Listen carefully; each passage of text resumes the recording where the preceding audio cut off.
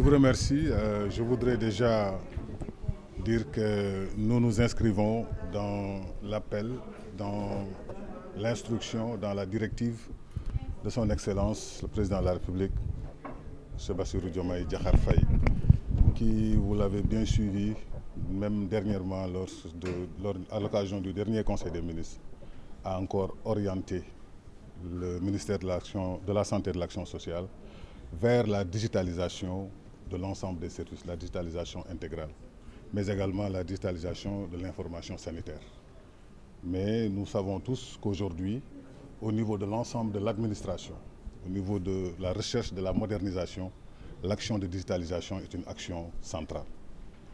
Et nous savons qu'au niveau également des ressources, du management des ressources, notamment de celle qui est la plus importante, la ressource humaine, il est important d'avoir de la performance. Pour avoir de la performance, il faut avoir de la transparence, il faut avoir une maîtrise, il faut avoir de la rationalisation, il faut avoir de l'économie de temps et de ressources.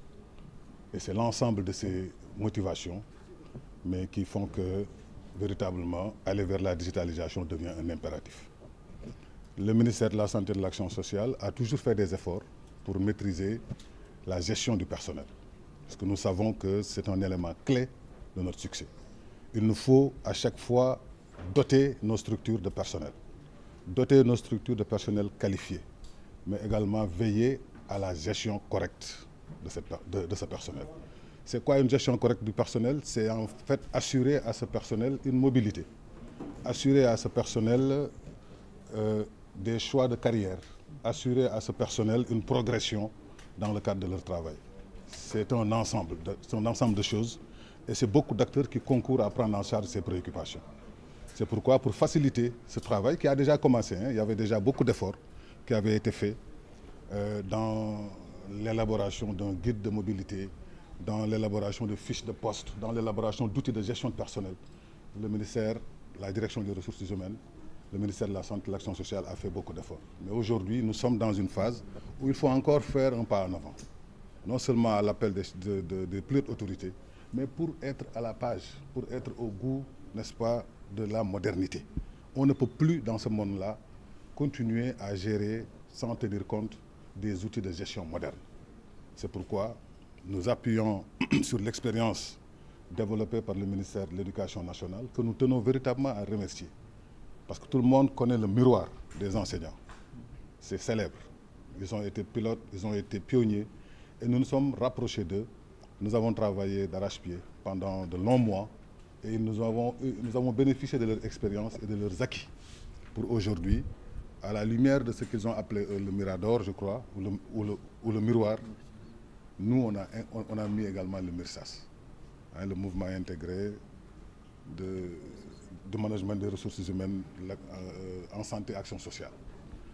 De toute façon, nous cherchons à performer, nous cherchons à aller encore de l'avant, à maîtriser notre personnel, à assurer une bonne gestion de la mutation, à en assurer la transparence, pour faire des mouvements de personnel apaisés, pour faire des mouvements de personnel équitables et justes, pour permettre également d'aller vite et d'aller bien et d'aller mieux.